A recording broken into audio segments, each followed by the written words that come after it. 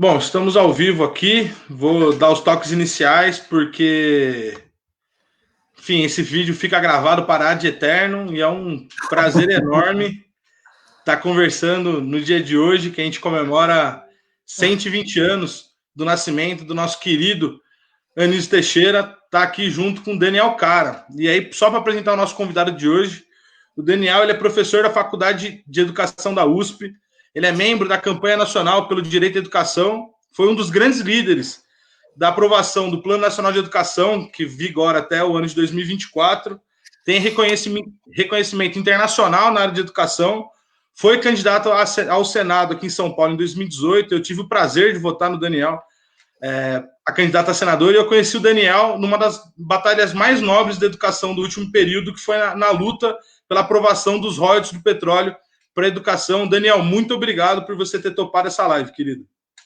Ô, Guilherme, bom, antes de mais nada, eu quero te dizer que no dia de hoje essa é a única live, eu decidi que essa seria a prioridade, né? Tive muita pressão aí para fazer live sobre Anísio Teixeira, junto com o Paulo Freire e o Florestan Fernandes, os maiores educadores da história do Brasil, mas eu quis fazer contigo, né? A gente vinha conversando já de fazer esse momento, mas eu queria compartilhar com você esse momento especial, que de fato representa uma data extremamente simbólica, histórica, porque Anísio Teixeira certamente foi quem formou né, o nosso pensamento, a nossa ação na defesa da educação pública, e nesse momento é importante ressaltar esse aspecto da educação laica, né? Então, agora, né, com a assunção, aí, com a ascendência do Milton Ribeiro ao Ministério da Educação, mais do que nunca é necessário reforçar a necessidade de termos uma educação laica. Então, prazer estar contigo nesse domingão, nessa tarde de domingo. Aqui em São Paulo está sol, não sei como está aí.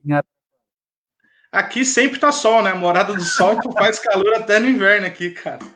Só para introduzir para o pessoal que ainda não conhece a fundo, o Anísio Teixeira ele é considerado por muitos pesquisadores da área da educação como um dos fundadores da escola pública que a gente conhece hoje, né? Foi um dos grandes defensores, inclusive da tese de que o Estado deveria ser o fio condutor e o grande responsável pela educação no Brasil e no mundo, né? Inclusive, ele foi um dos caras que fundou o que a gente conhece hoje como Escola Nova, né? Esse projeto de educação integral que todo o setor educacional defende hoje. Ele foi um dos caras que mais gestou e mais debateu isso. Ele foi conselheiro da Unesco, e eu acho isso é muito importante. E ele foi o criador da CAPES e também foi presidente do INEP. E hoje a gente tem muitos projetos que vigoram ainda, como os próprios CELS e os CIEPs, que são baseados na ideia do Anísio Teixeira. Ô, Daniel, você pode dar um recorte para a gente de qual a importância do pensamento do Anísio Teixeira, de tudo que ele fez para a educação brasileira hoje em dia? Qual a importância dele hoje? Olha, o Anísio Teixeira, só para ter um parâmetro de comparação, né? E aí eu acho que vale a pena fazer uma análise daqui da nossa região, né, do Cone Sul. O Anísio Teixeira está no mesmo patamar do Sarmiento da Argentina, só que o Sarmiento ele fez uma defesa da universalização da educação no século XIX, assim como também fez o Pedro Varela, já mais próximo, no Uruguai, mais próximo da transição entre o século XIX e o século XX. E o Anísio Teixeira, ele é a pessoa que vai fazer com que o Brasil, que já estava muito atrasado, então percebam, né? O Anísio Teixeira, ele nasce em 1900, então o Varela e o Sarmiento, eles já eram realidade, já tinham alcançado postos-chave na República. O Sarmiento chegou a ser o líder máximo da nação argentina. Então, eles conseguem fazer reformas educacionais muito antes das brasileiras, né? E o Anísio Teixeira, ele, muito cedo, né? Ele nasce em 1900, então, bem depois, né? Ele alcança o auge do que o Sarmiento e o Pedro Varela, obviamente, mas ele se torna muito cedo inspetor de ensino na Bahia, e ele começa uma trajetória, sendo de uma família oligárquica, sendo de uma família extremamente católica, ele começa uma trajetória de defesa da escola pública, da educação pública, e radicalmente em defesa da educação laica. Então, ele é praticamente o fundador do debate educacional brasileiro. É claro que o Anísio Teixeira, ele teve, até por conta da origem dele, da oligarquia baiana, e a oligarquia baiana não tinha o mesmo grau de poder, por exemplo, do que as oligarquias de São Paulo, de outros estados. Ele vai construindo alianças, mas sempre sendo muito coerente. Nunca ele se entregou a qualquer tipo de demanda, que era uma demanda alheia ao direito à educação. E ele tem uma relação muito profunda aqui com o Fernando de Azevedo, com a Mesquita do Estadão, que na época eram, inclusive, defensores da escola pública. O Fernando de Azevedo, que é uma figura super controversa, né? Mas o Teixeira conseguiu costurar essas parcerias para poder colocar em debate a proposta dele, que era uma proposta radicalmente defensora da escola pública estatal, ou seja, garantida, ofertada pelo Estado. E foi, sem dúvida nenhuma, o precursor. Não existiria, só para as pessoas terem uma noção mais clara, né? Não existiria nem Florestan Fernandes, nem Darcy Ribeiro, nem Paulo Freire sem Anísio Teixeira, né? Ele, concretamente, ele é fundador do pensamento educacional e pedagógico brasileiro. O Paulo Freire, né, para a gente fazer aqui uma comparação, eu gosto muito dos textos do Plutarco. Plutarco, ele fazia comparações, Alexandre Magno, Júlio César, tal. Mas aqui, utilizando um pouco do método dele, o Anísio Teixeira, ele é o homem da educação pública, das políticas educacionais, ele que é o grande idealizador das políticas educacionais brasileiras. E o Paulo Freire, ele é o construtor de uma pedagogia popular, né? Então, ele está mais vinculado à teoria pedagógica. A soma dos dois seria, de fato, um grande salto de qualidade no debate público brasileiro. Concretamente, só para você ter uma ideia, Guilherme, uma vez, era 2010, e eu fui para a Internacional da Educação, em Bruxelas, para fazer um debate sobre educação. E estava o que seria a ministra da Educação da Finlândia, sindicalista. A Internacional da Educação é o grande sindicato, é a grande confederação mundial de trabalhadores em educação. E aí, lá na sede da Internacional da Educação, eu, tímido, né? Meu inglês é péssimo, né?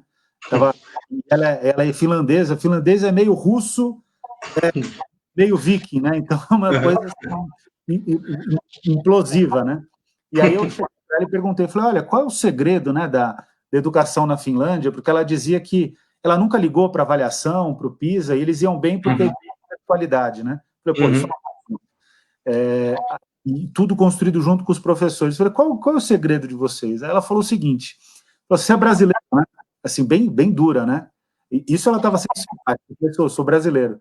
Falou assim, bom, então você sabe a resposta. Eu falei, não sei a resposta. E aí ela ficou insistindo nessa história, né? E eu falei, pô, não está entendendo o que eu estou falando. E aí ela disse, olha, aqui na Finlândia, a gente tem 2 princípios fundamentais. A gente lê como teoria pedagógica um brasileiro, que é o Paulo Freire, e sob educação integral, porque o Anísio Teixeira teve livros traduzidos e teve colaborações com o Dewey, né? Em ciências. O Dewey, que é o John Dewey, que é o grande construtor do sistema de ensino dos Estados Unidos, que está sendo destruído lá também. Sim. Aí ela fala, a gente tem como referência também outro brasileiro para o debate da educação integral, que é o Anísio Teixeira. E se a gente for sair daqui agora, entrar numa dessas lojas virtuais, né, porque agora a gente não pode ir numa livraria por conta da pandemia, eu te desafio, Guilherme, acho que a gente vai ter muita dificuldade de encontrar um livro novo, um livro saindo diretamente da gráfica ali, né, do Anísio Teixeira. Quer dizer, o Brasil não respeita o legado dos seus grandes pensadores. O Anísio está nesse patamar aí, tá? É Anísio, Florestan Fernandes, Milton Santos, Lélia Gonzalez, grandes nomes do pensamento brasileiro, Joaquim Nabuco. Ele está nesse patamar do programa, né?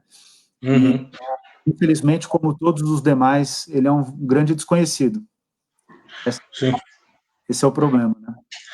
Já de pronto aí, queria avisar todo mundo que tá nos acompanhando pelas páginas que a gente está transmitindo. Quem quiser fazer pergunta, aproveita, porque a gente está sentado hoje aí com um dos maiores especialistas de educação no Brasil. Então faça a sua pergunta nos comentários, que na medida do possível eu vou fazer aqui para o Daniel fazer algumas respostas para a gente. Daniel, tem uma questão que eu queria até linkar com isso que você colocou, que o debate do Anísio Teixeira ele é muito rico e ele é muito atual, né? Então, essa defesa da educação de qualidade integral ela é muito atual. Então, antes de entrar na live aqui, eu me preparei muito bem para conversar com você, né? E eu peguei alguns dados que eu fiquei até meio assustados da OCDE na live que a gente fez com o deputado Bacelar, que é um dos grandes defensores do Fundeb na Câmara. Ele até tinha citado sobre isso. Eu queria reforçar para ouvir tua opinião. Que, para quem não sabe, gente, os dados são de 2008 e a OCDE ela avalia 79 países, né? E o Brasil, de jovens até 15 anos, para avaliar a educação. E o Brasil ficou em 57º em leitura, 70º em matemática e 66º em ciências, né? O líder da América Latina, que é o Chile, e a China lidera entre os países da OCDE em todos os rankings. Eu queria saber qual a característica, né? Onde você atribui os grandes problemas da educação básica no Brasil, né? Porque se entre 79 a gente está no mais próximo do topo, em 57º, a gente ainda está muito longe de estar entre os melhores países da educação, né? A educação no Brasil é muito defasada.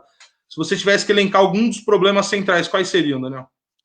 Olha, se você conversar com várias pessoas que vão discutir educação, elas vão dar respostas muito parecidas. Eu acho que a gente precisa dar um passo além, né? Eu já estou cansado do discurso repetido, né? E aí você vai perceber, Guilherme, que muitas pessoas do campo progressista vão dar a mesma resposta das pessoas do mundo empresarial, né? Que são essas organizações empresariais que dizem defender a educação, mas concretamente trabalham a educação. E aqui, nominalmente, eu estou citando Todos pela Educação, Fundação Lehman, Instituto Itaú, Unibanco, enfim, uma série de... Instituto Unibanco, na verdade, Instituto Itaú Social, uma série de iniciativas empresariais que, na verdade, elas têm uma função sistêmica, que é conter o aumento do recurso na área de educação, né? Procurar criar estratégias de evitar que a educação receba mais recursos do fundo público, né? E concretamente, né, o que a gente pode dizer, quais são os problemas da educação? Primeiro, a educação está dentro de um país que teve uma experiência nefasta, que foi a experiência de escravidão, e que é um país em que a economia é erigida com base na experiência da escravidão. Isso faz com que, por exemplo, as relações de trabalho, as relações entre as pessoas, a própria compreensão da cidadania, ela seja completamente desvirtuada. A elite econômica, concretamente, Guilherme, você pode até ter empresário que vá dizer um discurso estritamente formal, dizendo que defende a igualdade, que todos são cidadãos, mas na prática, a elite brasileira considera que quem não faz parte da elite é um cidadão de segunda classe. E é um cidadão que não é merecedor dos direitos, como se direito fosse fruto de merecimento. Direito é um atributo de qualquer cidadão, de qualquer cidadã, e tem que ser garantido na sua integralidade, né? Então, de fato, aquilo que se denomina, é um direito, né? Ele é invisível, você não pode separar a pessoa do direito dela, né? Nós vivemos num Estado democrático de direito. Então, a educação recebe a atenção devida, porque, concretamente, a elite ela considera que a população brasileira é uma população de segunda classe, subordinada a ela própria, né? Isso é originado na própria experiência de escravidão que nós vivemos, e que isso acaba determinando uma marca indelével. Tem um livro muito bom do Pedro Souza que vai falar sobre a história da desigualdade no Brasil. Ele praticamente faz um estudo como o do Thomas Piketty, que analisa o capitalismo no mundo e a concentração de renda, ele analisa o brasileiro. E para você ter uma ideia, Guilherme, nunca na história do Brasil, tirando um curtíssimo período do governo Juscelino Kubitschek, por conta das políticas do Getúlio Vargas, né, tem até aqui os livros dele. Os meus estão aqui do lado. O maior estadista da história do Brasil. Mesmo só nesse curto período, a elite não teve o benefício da concentração de renda. Então, a escola pública, nesse sentido, ela é, na verdade, uma escola do outro, nunca uma escola de todos os cidadãos e de todas as cidadãs brasileiras. O Anísio Teixeira ele tem um livro que se chama Educação Não é Privilégio, e outro que é Educação é um Direito. São dois libelos, né, contra o elitismo na educação. Sim. E essa é uma chaga que a gente não superou, essa é a chaga estrutural. Em relação à educação, a forma como se expressa essa chaga, quer dizer, a forma como se expressa essa compreensão de que a educação pública não é para todos, é por meio de uma atitude de controle em relação à educação. E como se dá o controle em relação à educação? Nunca nomeando no Ministério da Educação educadoras e educadores que conhecem a escola pública. O Ministério da Educação no Brasil, isso é fato. Nunca teve nenhum ministro ou ministra que conhecesse de fato a escola pública. O que é conhecer a escola pública? É ter estudado, ter vivido ou ter trabalhado na escola pública. Concretamente, para ser gestor, inclusive, tem que ter trabalhado, tem que ter atuado, nem que seja por meio de projeto, nem que seja colaborando com a escola pública. Nesse sentido, a gente está muito atrasado. Se a gente for ver qualquer outro país do mundo, Guilherme, qualquer outro, aqui sem exceção, não acontece. Né? Outros países que têm que conter o recurso na área de educação, que têm que limitar o recurso, limitar o investimento, eles acabam também optando por nomear ministros que são economistas, advogados, ou seja, ministros que são à formação educacional. Só que isso dura pouco. No Brasil, essa é a história. E aí tem aquela famosa frase do Darcy Ribeiro, né, que eu gosto muito também. O Darcy Ribeiro dizia que a crise da educação no Brasil não é uma crise, né, ela é um projeto. E é exatamente disso que se trata. Existe um projeto de contenção da educação que pode ser sintetizado, né, para finalizar esse ponto, numa ideia mais recente. Quando a Constituição de 88 ela é aprovada, vários políticos, né, reproduzindo um discurso do ex-ministro da Economia e da Fazenda, do regime militar, o Delfim Neto, já gritando, Delfim guerreiro do povo brasileiro, nunca foi. A gente também tem que ter essa capacidade, viu, Guilherme, de ser mais criterioso, né, nas empolgações conjunturais. Né? Estruturalmente, o Delfim sempre esteve do lado de lá. Mas o Delfim Neto, logo depois que é aprovada a Constituição, ele diz que a Constituição não cabe no orçamento público. O Delfim, ele mesmo, né, já tive a oportunidade de conversar com ele, ele é um frasista, né? É uma pessoa gentíssima, mas que não compartilha os mesmos valores que nós, de igualdade, de justiça social, de democracia plena, e é um frasista. Ele foi aquele que disse que era preciso fazer crescer o bolo para depois dividir. Sim. Essa frase. E toda vez que eu tenho oportunidade de discutir ou debater, ou diretamente ou indiretamente com ele, eu costumo dizer que se você acredita de fato que a Constituição Federal não cabe no orçamento público brasileiro, o que você está dizendo é que o povo não cabe no orçamento público. Mas quem cabe no orçamento público brasileiro é o povo brasileiro. Sim. Ganha até 3 salários mínimos, 57% da renda é repassada para tributos. Para acima de 19 salários mínimos, só 29% da renda é tributada. E para quem é super rico, que eu estou falando de Jorge Paulo Lemann, de Sá, da família Moreira Salles, enfim, da família Setúbal, da família Bracher, que agora comanda o Itaú. Para quem é ultra rico, o dinheiro sequer está no Brasil, está em offshore. Por isso que muitas vezes as pessoas falam, vamos fazer um imposto sobre grandes fortunas. Eu quero para amanhã, para ontem, um imposto sobre grandes fortunas. Sim. Só que a gente vai ter que fazer um imposto sério. Imposto sério significa limitar as offshores. Se limitar o que é offshore, é uma empresa que você cria num país estrangeiro, num paraíso fiscal, para administrar a fortuna. Sim.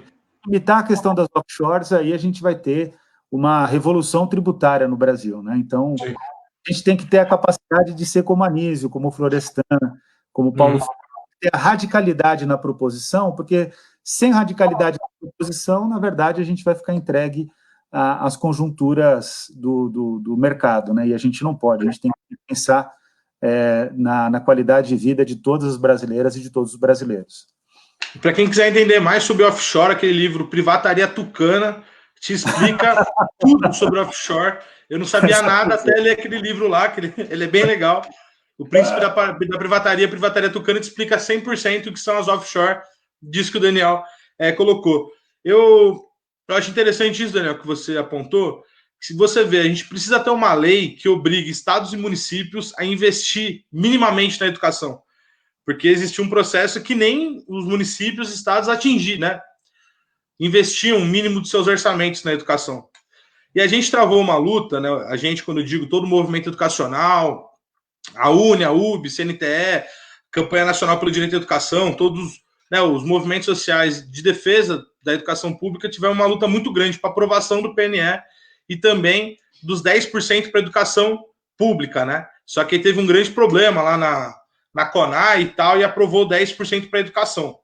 Fato que os dados do ano passado, Daniel, eles nos indicam que o Brasil só investe 4,2% do PIB na educação, né? E aí eu estava lendo alguns dados aqui que, para a gente ter ideia, o CAC, né, o custo qualidade aluno, né, quanto o governo investe no aluno anualmente, no Fundamental 1, no Brasil, só estou lendo aqui para não errar, tá? No Brasil, investe-se anualmente $3.800, em média, no aluno, enquanto a média do mundo é $8.600. No Fundamental 2, 3.700, enquanto no mundo é $10.200. E no médio e técnico, no Brasil investimos $4.100, enquanto no mundo $10.000, né? Queria, a partir desses dados, né, queria saber de você qual a importância da gente manter viva a briga para o investimento dos 10% do PIB para a educação, por mais nebuloso que seja ainda esse período que a gente passa com, enfim, governo Bolsonaro, Paulo Guedes e as seclas.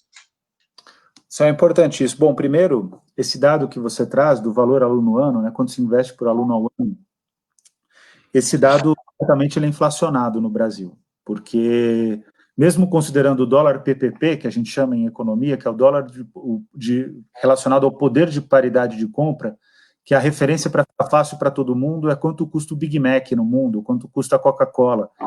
Produto que tem grande saída no mundo inteiro, né? Mesmo sendo o dólar PPP, que é menor do que a cotação do dólar comercial, aquela que a gente vê no site, no jornal, etc., o Brasil não investe $3.800 por ano, né? Então, esse dado é um dado inflacionado, né? Eu vou ter uma live, inclusive, essa semana, com o INEP, Instituto de Estudos e Pesquisas Educacionais, Anísio Teixeira, que eu vou conversar com os técnicos e vou problematizar essa questão. É claro que não é uma decisão dos servidores, Guilherme, é uma decisão do governo inflar os servidores. Ou seja, o que eu estou dizendo aqui é muito grave, né? O que eu estou dizendo aqui, concretamente, a gente deve estar, nesse momento, muito abaixo de $1.000 de investimento. Muito abaixo. Isso é bastante grave, né? O custo aluno-qualidade é outro referencial. O custo aluno-qualidade é criado pela campanha nacional pelo direito à educação e calcula quanto custa a educação pública para que toda criança tenha uma escola com professor recebendo piso, com professor com política de carreira, professor e todos os profissionais da educação, com piso, política de carreira, processo de avanço da carreira que seja minimamente atrativo, número adequado de alunos por turma, que esse é o ponto, né, Guilherme? Com a pandemia, as salas superlotadas estão se provando um desastre, porque como que você vai voltar para a educação presencial com sala superlotada, né? Então, aquilo que a gente sempre soube, né? Eu e você, que sempre tivemos o pé nas escolas públicas, que a gente acredita, é apaixonado por escola pública, sabe que todo mundo tira leite de pedra e que ali que tem riqueza gigante que as pessoas não compreendem, a gente sabe que está cheio de sala superlotada, mesmo num município muito desenvolvido como Araraquara, né, aqui em São Paulo também. Então, vamos lá. Então, piso, carreira, número adequado de alunos por turma, todas as escolas com laboratórios de ciências, laboratório de informática, quadra poliesportiva coberta, internet banda larga, alimentação nutritiva, transporte escolar digno, ou seja, o mínimo que tem que se garantir para a educação ter qualidade. Se a gente for colocar o custo aluno-qualidade em vigor, como está demandado no PNE, né, que está em vigor, inclusive, segundo o Plano Nacional de Educação, a gente teria que investir R$50 bilhões a mais em educação pública. E a gente está brigando nesse momento para fazer com que o Fundeb saia do papel, né, que está discutindo. Hoje, para você ter uma ideia, Guilherme, o Rodrigo Maia convocou uma reunião com os líderes para desmobilizar a votação. E os líderes, simplesmente, liderados pelo Bacelar, simplesmente disseram que não iam, que eles querem votar. que não adianta o Rodrigo Maia estar vinculado ao mercado financeiro, que nesse momento a preocupação é a educação das crianças, né? Então, a gente vive num país muito ingrato, né? E para conseguir cumprir os 10% do PIB, o que significaria os 10% do PIB, Guilherme? Significaria todas as escolas com esse padrão de qualidade que eu coloquei, então são matrículas atuais, incluir todas as crianças e adolescentes na educação básica, ou seja, universalizar as matrículas dos 4 aos 17 anos, ampliar a matrícula em creche e investir na educação de jovens e adultos, em relação à educação básica, ou seja, fazer com que aqueles que não tiveram a chance, isso é educação de jovens e adultos, não tiveram a chance de cursar a educação básica no que é considerado a idade correta, entre aspas, né, que é infância e adolescência, que tenham a oportunidade de cursar a educação básica. E duplicar as matrículas da universidade e melhorar a qualidade da universidade pública. Essa que é a demanda dos 10% do PIB. Aí você vai dizer, nossa, mas é uma tarefa muito grande. É uma tarefa muito grande que tinha sido programada para 10 anos. Só que o governo Dilma, e a Dilma sabe que eu faço essa crítica, né? Nem o governo Temer e nem o governo Bolsonaro, e muito pior do que o Dilma, certamente, o governo Temer e o governo Bolsonaro. Outro dia eu tenho um programa lá no Jornalistas Livres, toda quinta-feira às 8h30 da noite. Eu entrevistei a Esther Dweck, que era a planejadora do orçamento no governo Dilma, e ela disse que a gente errou com Joaquim Levy, a gente fez cortes na educação, logo no início da educação, erramos, mas ele e o Bolsonaro foram muito piores, eu não tenho dúvida, ela tem razão. Pior do que qualquer outra coisa comparada na história. Então, ao invés de colocar o Plano Nacional de Educação para ser implementado, o governo federal tem feito o oposto, está atrasando o plano. Só para te dar um dado, é importante você colocar, inclusive, na perspectiva da liderança que você já constrói no interior de São Paulo, né? É um dado que a gente fica sabendo, por isso que a gente tem que contar com pessoas como você, que tem esse poder de comunicação. O governo federal, sob Bolsonaro e Abraham Weintraub, teve uma execução orçamentária no Ministério da Educação, 49% do orçamento. Na história do Brasil, nem na época do regime militar, o orçamento do Ministério da Educação foi tão mal executado. Então, de fato, está esvaziando o Ministério da Educação e nomeia agora um ministro, o Milton Ribeiro, que vai ser um ministro muito mais dedicado ao proselitismo religioso do que à universalização do direito à educação. Então, eu estou preocupado, mas, ao mesmo tempo, né, assim como os nossos mestres, Anísio Teixeira, Florestan Fernandes, Paulo Freire, ao mesmo tempo eu permaneço alimentando aí a esperança, porque sem esperança a gente não consegue dar um passo, e como diria Heinz, um passo à frente você já não está mais no mesmo lugar. A gente que já foi do movimento infantil, né, sempre é isso, né, e é de fato...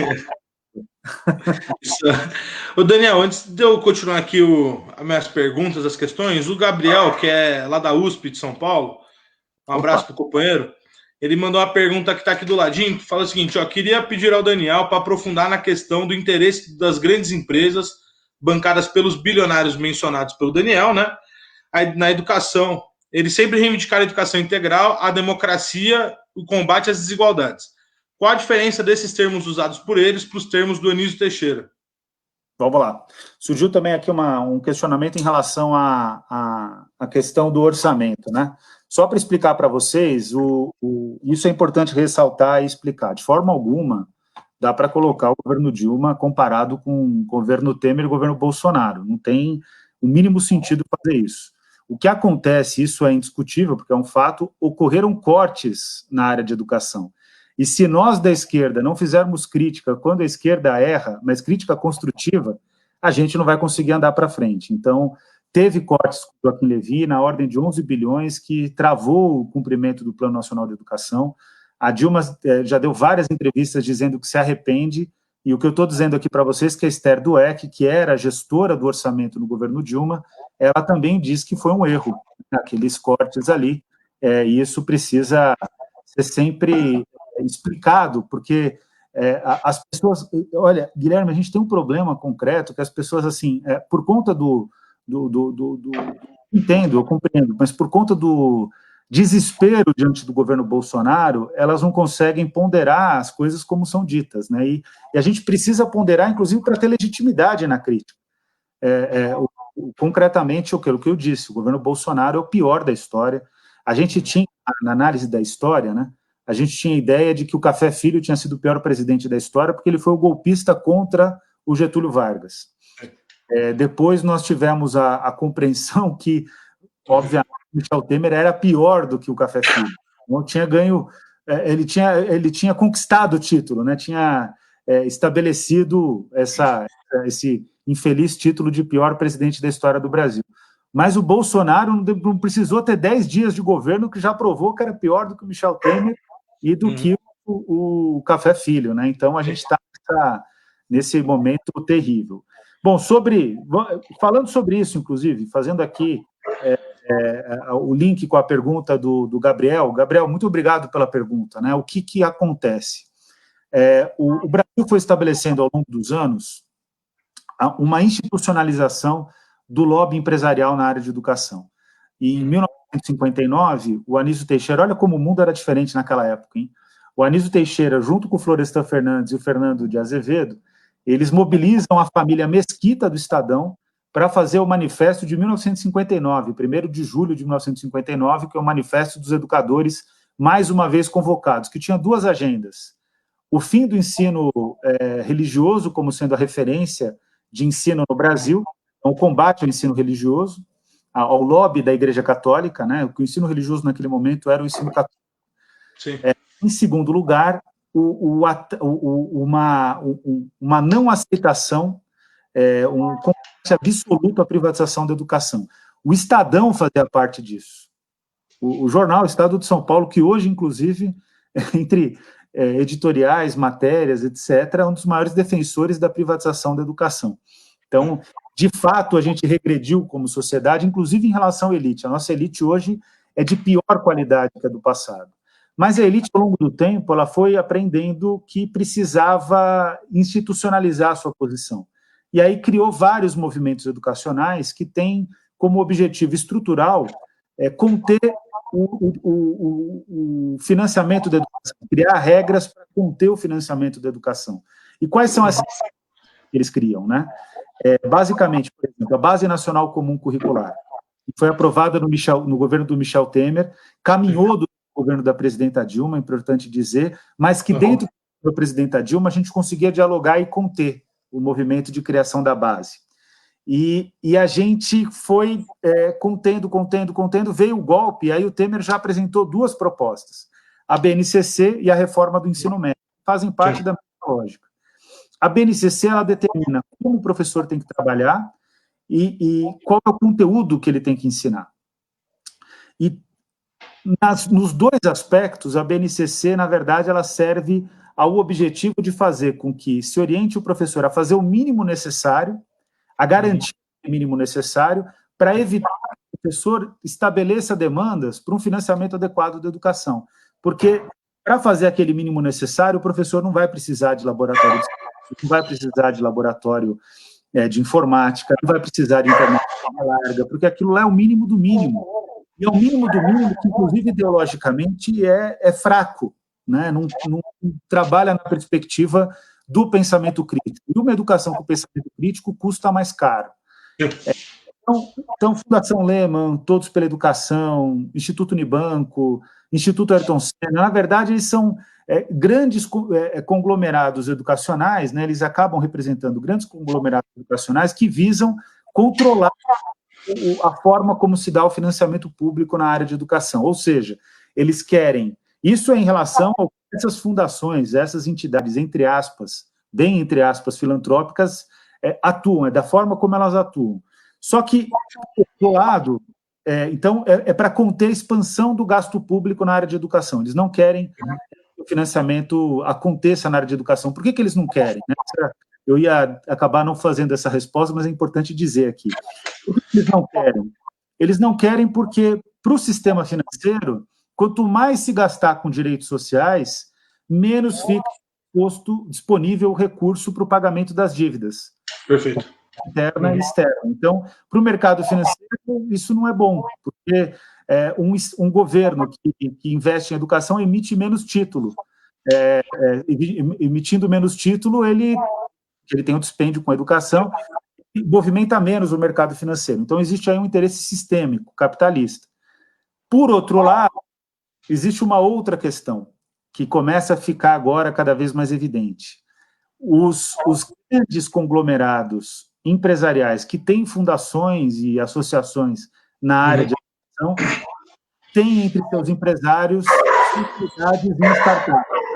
Ou seja, eles estão trabalhando na perspectiva de não só conter o investimento público, mas do investimento público em educação disponível, eles querem abocanhar uma parte disso, querem se apropriar uma parte disso vendendo sistemas de ensino. Se você tiver interesse, Gabriel, vale a pena procurar os trabalhos do Cássio, eu também isso. Então, a gente está montando um grupo de pesquisadores que começam a desvendar a privatização da educação por parte dessas fundações. Só para ajudar também aqui, Daniel, você falou que aqui durante a gestão do Weintraub no Ministério foi executado apenas 49% do orçamento, né? Para quem não sabe, gente, a lei brasileira, ela não prevê digamos assim, um colchão, uma poupança do orçamento não executado. Tudo que não é executado vai para um negócio chamado superávit primário, que no final do ano ele vai para pagar o rolamento, né, da dívida pública. Então, na prática, você não gastar na educação, você vai pagar juros, que na prática é transferir dinheiro do imposto, né, para as áreas sociais, para os banqueiros, para o setor especulativo. Né? Então, isso é importante apontar. Né? Então, se você não está gastando com a educação porque você está poupando em tese, na verdade, você está aumentando o superávit primário e fazendo uma transferência de renda direta do setor público para o setor financeiro especulativo. Né? Ô Daniel, tem uma outra questão que eu queria aproveitar para levantar aqui para você, porque no Brasil tem esse negócio, tem esse pensamento de que quem trabalha com educação faz por amor, não por salário, né?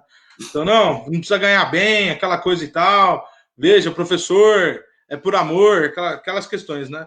O fato é que é o seguinte, os professores no Brasil ganham, em média, 20% a menos, né, de salário anual do que os professores do mundo todo. Né? Inclusive, os professores aqui no Brasil ganham 36% a menos, em média, do que ganham os professores na Argentina. Eu queria saber, né, você que é um doutor na área, um cara especializado aí, qual a importância de a gente ter um profissional da educação bem remunerado? Qual a diferença que isso faz? Eu só queria relatar que eu tive a oportunidade de viajar para o Ceará enquanto, enfim, diretor da Uni, e tive a oportunidade de ir para Sobral, né? E o Ceará não é o maior salário dos professores, mas é o melhor plano de carreira para os professores, né? Que a gente tem aqui no Brasil. E quando eu fui lá para Sobral, eu vi que a comunidade abraçava a escola, que as pessoas viam a escola como uma instituição muito importante, né? Inclusive, me surpreendi, porque eu fui para lá participar do Congresso dos Estudantes do Ceará. Inclusive, vou aproveitar para mandar um abraço para o Iago Campos, aí, o nosso querido presidente da Uni. Faz um ano que ele foi eleito lá, que a gente ajudou a eleger ele presidente da Uni. Um abraço para o Iago. E lá em Sobral, Daniel, eu tive a feliz surpresa de ver que até nas escolas de ensino fundamental 1 tinha ar-condicionado dentro de cada sala de aula. Coisa que aqui em São Paulo isso é uma coisa absolutamente impensável, né? E aí eu queria saber qual a importância da gente ter um profissional de educação bem formado, com bom plano de carreira e também bem remunerado. Qual a diferença que isso faz? Bom, só falar sobre as escolas em São Paulo antes, você trouxe um ponto importante, né? A gestão da educação em São Paulo, ela ainda é pautada numa gestão construída na capital. Por incrível que pareça, mesmo quando nós tivemos secretários que vieram do interior, e do interior quente, por exemplo, Araraquara, Ribeirão Preto, São Carlos, né, que a gente tem um interior quente em São Paulo. Quente. Os secretários, eles parecem que quando chegam na capital, eles se encantam com a capital, que é, assim, o absurdo do absurdo, né? O interior de São Paulo é riquíssimo, eu sou apaixonado pelo interior, eu acho que essa é uma questão que a gente tem que começar a fazer a crítica aqui profunda, né? Não dá para ficar voltado na capital de São Paulo, né? O estado de São Paulo é muito maior do que a sua capital, né? Por sorte. O interior, inclusive, tem uma colaboração importante, inclusive em termos progressistas, né? As pessoas não sabem, mas ao longo dos anos, muitas vezes o interior tem sido mais progressista do que a capital, mais preocupado em transformação social, não todas as regiões, mas em boa parte delas. Outra coisa que eu quero dizer é que eu não discordo da Maria Pimentel. A Maria está fazendo várias críticas aqui ao governo Dilma. Eu estou só te dizendo, Maria, que eu tive a oportunidade de já conversar com a presidenta Dilma, fazer essas críticas em outros termos, né, que aqui a gente você está colocando no chat, que eu entendo, respeito, mas tive a oportunidade de fazer, em termos de conteúdo, né, nos substantivos, né, a mesma crítica. Foi um erro o governo Dilma ter embarcado no neoliberalismo, no ultraliberalismo do Joaquim Levy, e custou o mandato da Dilma e custou também o carimbo, né, da prática da infeliz prática de estelionato eleitoral, né, que muita gente se sentiu enganado, né, pelo governo, mas a presidenta Dilma é uma pessoa que fez, de fato, a autocrítica e fez ela é uma das pessoas mais honestas que eu já conheci na minha vida. E olha, eu posso te dizer que eu já conheci praticamente todos os políticos brasileiros que ocuparam cargos-chave, e nesse sentido é inegável que a presidenta Dilma ela tem muito valor, né? Nacionalista,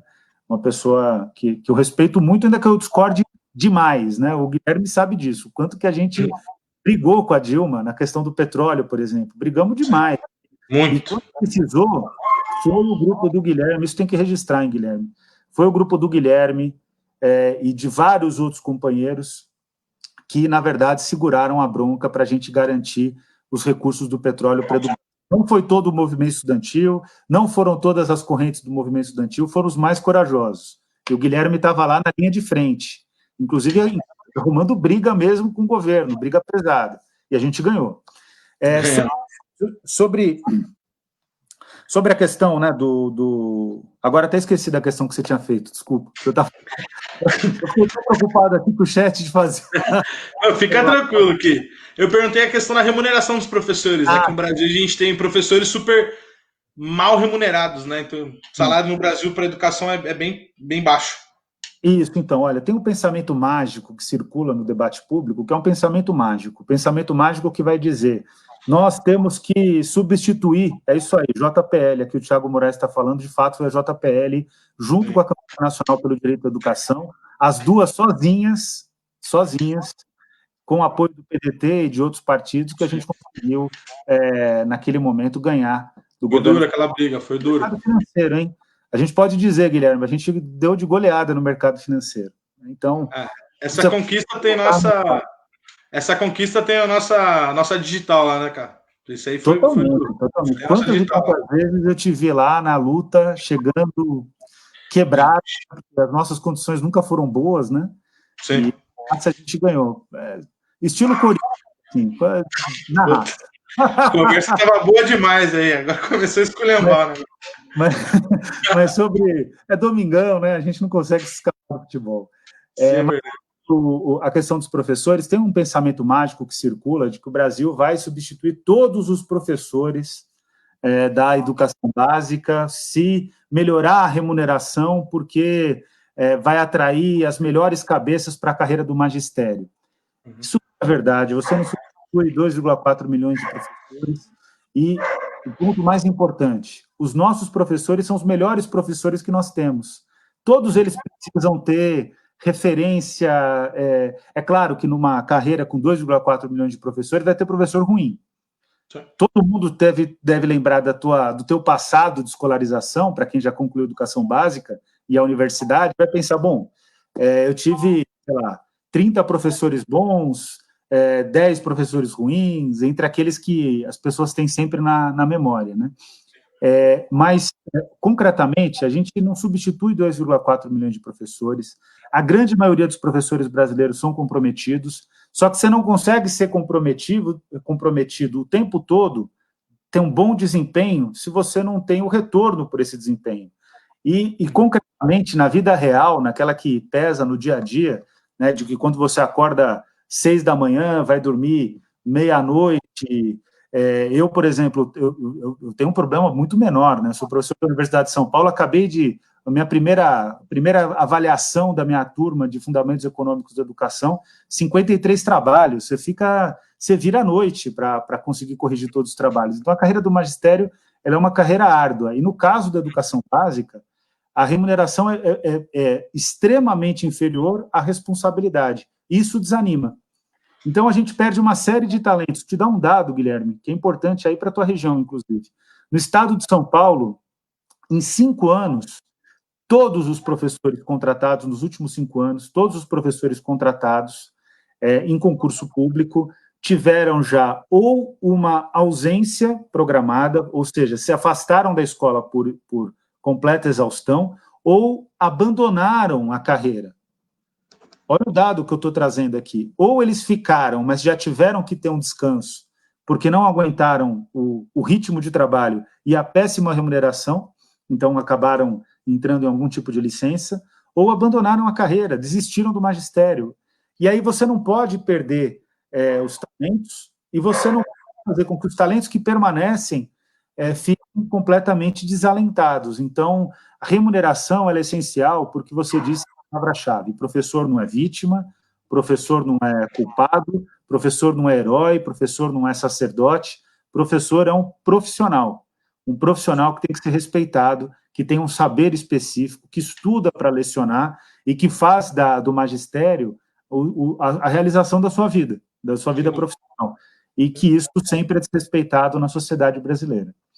Sem dúvida. Como em qualquer profissão, Daniel, tem bom engenheiro, mau advogado, como tudo na vida, mas é que a educação é tão chave, a gente traz com uma questão tão afetiva, né, as memórias dos professores, que as pessoas acabam botando isso em um outro patamar, né, e a gente esquece que é uma profissão, que as pessoas fazem isso para sustentar suas famílias, para brotar comida em casa, né, inclusive, enfim, é muito importante a gente ter uma luta por uma melhor remuneração dos professores. É absolutamente desrespeitoso que o governo do estado de São Paulo, por exemplo, pegando aqui o nosso exemplo, né, faz historicamente com os professores, né? Então, sem contrato, recebem absolutamente mal, né? Então, quando eu estava na universidade, Daniel, eu trabalhei muito tempo de garçom, né?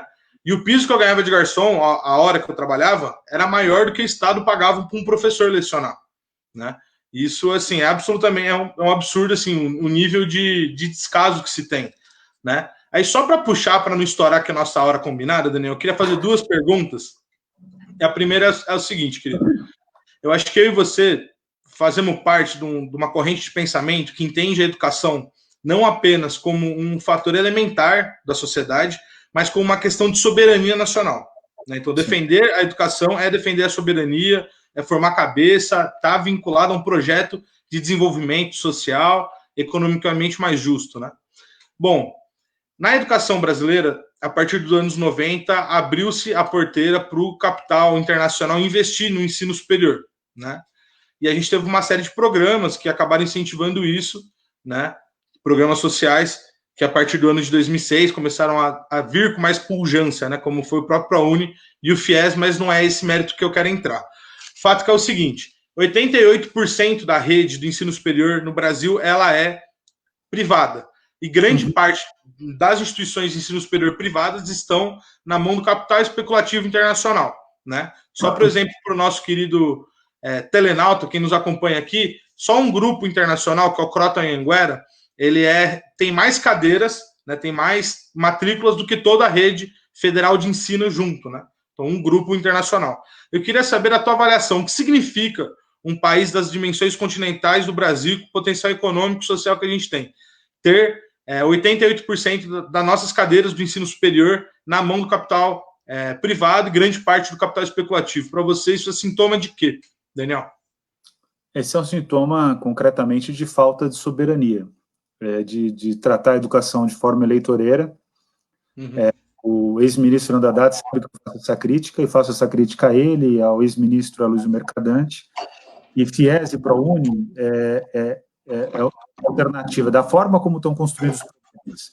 É uma alternativa excelente para os donos de escola, engana muitas vezes os alunos, porque os alunos estão tendo acesso a um diploma que não tem qualidade, porque as universidades privadas elas não se esforçam para garantir uma educação de qualidade. Então, parece que o objetivo é só a obtenção do diploma, não é o conhecimento, é a construção do conhecimento. E, concretamente, o Tesouro Nacional está sendo pilhado por empresas que são financiarizadas. Hoje o FIES custa exatamente a mesma coisa, Guilherme, assim, isso é assustador.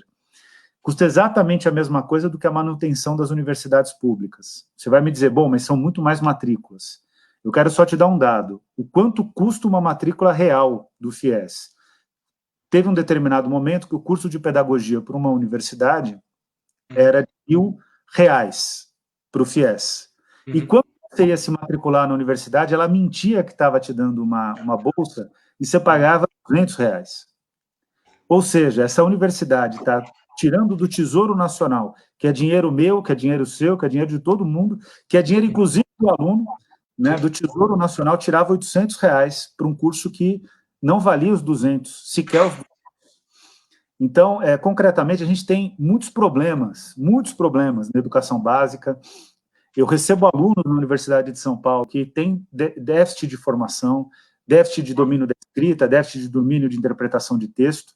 Só que o trabalho da universidade, numa sociedade como a brasileira, tem que ser elevar o nível para cima e recuperar o aluno. E dar. O que eu quero dizer é que, como professor, e aqui eu estou dando o meu testemunho como professor, todo ser humano tem capacidade de aprender. E a capacidade de aprendizado é infinita. O problema é que a gente nunca consegue atingir todo o nosso potencial, mas nossa capacidade de aprendizado é infinita.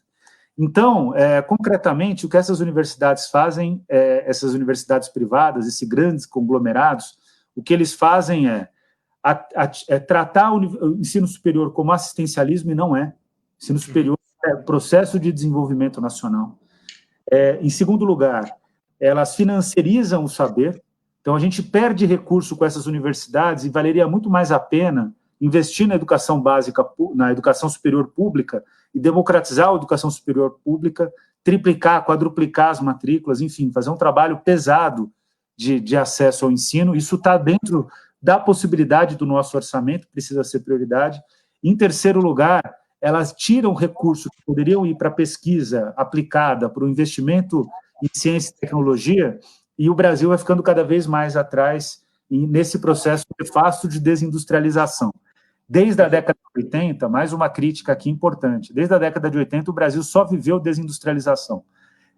Durante o segundo mandato do presidente Lula, a gente quase conseguiu reverter esse processo, começou a ter uma industrialização, mas que com a Lava Jato foi cirúrgica a Lava Jato, destruiu a possibilidade da nossa reindustrialização, né? Tem muitos problemas na política industrial do governo Lula, sequer foi uma política industrial potente, mas concretamente, Guilherme, hoje, a principal análise econômica mostra que para um país conseguir ter lugar ao sol, ele precisa ter complexidade. O que é complexidade? Um país que produz, por mais que seja uma cadeia de logística complexa, um país que produz produtos agropecuários e minérios, que é o caso do Brasil, ele não tem complexidade. Quem tem complexidade, por exemplo, é a Coreia do Sul, é a China, que produz celular. O nível de valor agregado do celular é enorme, até porque o celular vai precisar do minério produzido no Brasil. E quanto mais complexo for o país, maior é a capacidade dele de garantir qualidade de vida para a sua população. Então, concretamente, a gente está vivendo um momento em que ou o Brasil investe em educação, ciência e tecnologia, que é o caminho para o desenvolvimento, e aqui eu vou dar um dado do Fundo Monetário Internacional, que você vai concordar comigo que de progressista não tem nada. O Fundo Monetário Internacional, que começa com Keynes e perde a sua função histórica, e virou uma agência do ultraliberalismo, né? Mas o Fundo Monetário Internacional tem dito que se você investir 0,2% em pesquisa aplicada, 0,2%, você obter 5% de crescimento do PIB num período de 10 anos. Ou seja, você investe muito pouco e tem um resultado gigante.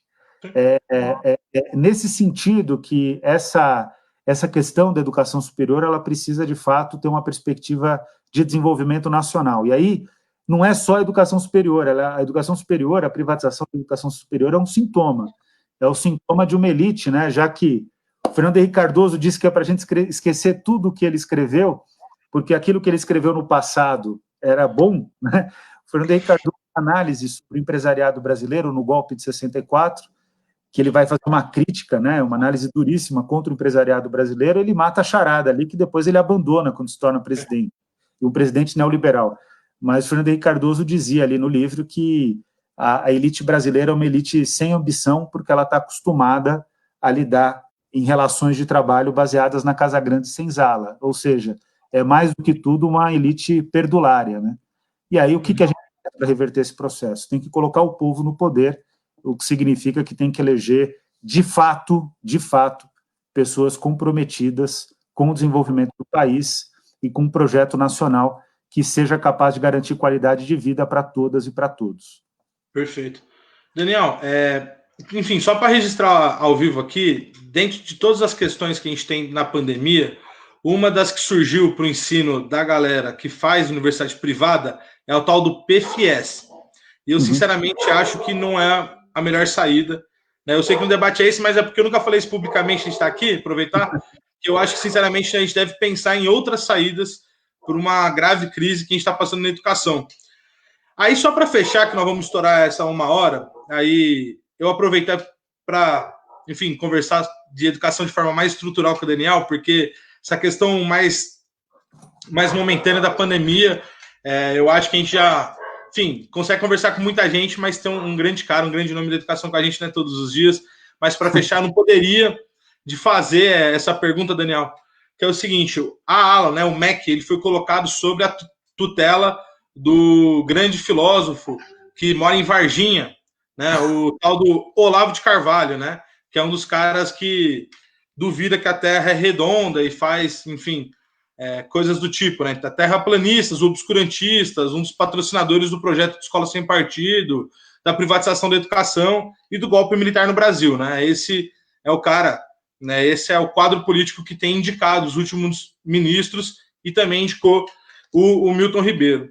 Daniel, na tua interpretação, o que esperar do novo ministro e como você acha, qual é a pauta central que o movimento educacional deve se pautar no próximo período para conseguir obter vitórias ou minimamente construir uma resistência aos ataques do MEC que virão certamente, né? Então, a queda do Weintraub foi muito importante, porque eu acho que até então ele pode receber aí a medalha de pior ministro da história da educação, mas do governo Bolsonaro a gente nunca sabe o que pode vir, né? O que está ruim pode ficar pior, certamente. Mas é isso. Para fechar, o que esperar do Milton Ribeiro enquanto ministro da Educação, querido? Olha, a consagração do direito à educação não dá para esperar. Não dá para esperar o cumprimento do Plano Nacional de Educação. Não dá para esperar o compromisso com a tramitação do Fundeb. O Brasil vai ter que se acostumar em uma realidade em que a sociedade brasileira vai ter que fazer algumas agendas avançarem sem ter o respaldo ou o trabalho do governo, né? Na época do governo Lula e Dilma, né, você me conhece, eu fui o principal crítico das políticas educacionais do governo Lula e Dilma na imprensa, fui sempre muito enfático. Eu achava que era possível fazer muito mais, e foi feito pouco perante aquilo que era necessário, né? Outro dia eu tive um debate com o Haddad, meio duro, sobre a avaliação do Plano Nacional de Educação, porque ele dizia, bom, mas nunca tanta coisa foi feita. E eu falei, bom, mas ainda assim é muito pouco perante a necessidade. E para quem é da educação, não ter a coragem de fazer essa crítica, fica vazio o debate público. Tem que fazer com que os políticos se acostumem, né, os políticos que ocuparam os governos, que eles se acostumem com a ideia que sociedade civil, movimento social, não é torcida, joga o jogo, né, e jogar o jogo significa dividir, muitas vezes, dividir bola, não aceitar cotovelada, quer dizer, faz parte do processo, né. Concretamente, diante disso, Milton Ribeiro, ele é uma figura que o Bolsonaro demonstrou que a nossa crítica estava penetrando, né, nas redes sociais, que a gente sempre criticou o fato de que, para ser ministro da Educação, precisa entender de educação. O Milton Ribeiro fez doutorado na minha faculdade, na Faculdade de Educação da Universidade de São Paulo, mas foi um doutorado sobre calvinismo na educação, e como tem vários doutorados que não demonstram nenhum tipo de vínculo com a educação pública, o dele foi mais um. Então, não basta ter alguém que teve doutorado em educação, porque você pode ser doutor em educação e não conhecer a escola pública, não conhecer pedagogia, que é o caso do Milton Ribeiro. Então, de qualquer maneira, o Bolsonaro tem dado recados para nós, né, para a Campanha Nacional pelo Direito à Educação, para a União Nacional dos Estudantes, para a União Brasileira dos Estudantes Secundaristas, para a Confederação Nacional dos Trabalhadores em Educação, que é a CNTE, que foram as entidades que mais criticaram o desconhecimento de educação dos ministros do Bolsonaro, ele quis dar uma resposta dizendo que estava correspondendo ao critério. Agora, o problema não é o Milton Ribeiro ser pastor. O problema é que ele defende que homens são superiores a mulheres, o que é um absurdo e é inaceitável. Não é que é inaceitável no século XXI, é inaceitável em toda a história, mas que no século XXI, depois de tanta conquista, não dá para retroceder, né? O Milton Ribeiro acredita que castigo e dor é método pedagógico, então vai voltar a defender práticas extremamente condenáveis e que já foram comprovadas que são contraproducentes em termos educacionais, que é o castigo e a dor como estratégia de ensino, que nunca é uma estratégia bem efetiva de ensino, né? Também é uma obra extremamente retrógrada, 200 anos de construção intelectual, científica, para mostrar que isso é um absurdo, e ele está jogando isso tudo fora. E o Milton Ribeiro vai ser um homem que vai defender a privatização da educação, até porque ele veio do Mackenzie, é da pior ala do Mackenzie. O Mackenzie tem alas boas, por incrível que pareça, né? Embora um passado discutível, né, em relação à ditadura militar, a maneira como apoiou a ditadura militar, a comunidade do Mackenzie, né, mas nem todos eram pró-ditadura e hoje também nem todos do Mackenzie são retrógrados, né? Mas o Milton Ribeiro faz parte desse grupo mais retrógrado. Então, é uma situação difícil, a gente vai ter que estar preparado aí para um ministro que demonstra ser mais educado do que o Abraham Weintraub. Que não é difícil. O que não é difícil. Um ministro que vai fingir que entende da educação, mas concretamente a gente vai ter que ter a capacidade de permanecer exigindo e tentando driblar tudo aquilo que o governo faz em termos de retrocesso para a garantia do direito à educação, né? Então, esse é o caminho que eu vejo concretamente, né? Aqui o Valquírio Bianco Júnior está dizendo aqui, mais um ministro obscurantista, né? Isso mesmo, é mais um ministro obscurantista. Agora, do Bolsonaro também a gente não esperaria nada diferente, concretamente. É disso que está o governo obscurantista. Daniel, eu acho que é isso, batemos aqui a nossa hora combinada. Eu queria agradecer do fundo do coração você ter topado fazer essa live com a gente, ainda mais nessa data que é tão especial, 120 anos, né, do nascimento do nosso querido Anísio Teixeira. Enfim, e agradecer por todas as lutas que a gente travou junto e que tenho certeza que nós vamos continuar na batalha por uma educação pública, gratuita, laica e de qualidade durante muito tempo ainda. Obrigado pelo teu tempo e muito obrigado por tudo que você tem significado na luta de todo o setor educacional brasileiro, viu, querido? Não, tamo junto e, Guilherme, que você precisar, conta comigo. Não perca a ambição positiva, né, de disputar projeto de poder e construir projeto de poder, porque a gente precisa, na esquerda, parar de ser ingênuo. A gente tem que, sim, construir projeto de poder para ter o poder de transformar a sociedade. O exercício do poder tem que ser um exercício de poder em nome da justiça social. E eu confio muito em você e acredito que você vai dar uma contribuição ainda mais central do que a que você já deu para a educação pública e para a sociedade brasileira. Então, conta comigo, cabeça erguida, espinha ereta, vai em frente e espero poder colaborar com você aí em diversas fronteiras, diversos espaços e que você seja um grande parlamentar, uma grande liderança política do interior de São Paulo, do glorioso interior de São Paulo. Eu fico muito orgulhoso de ouvir essas palavras de você. Daniel, obrigado para todo mundo que nos acompanhou até agora.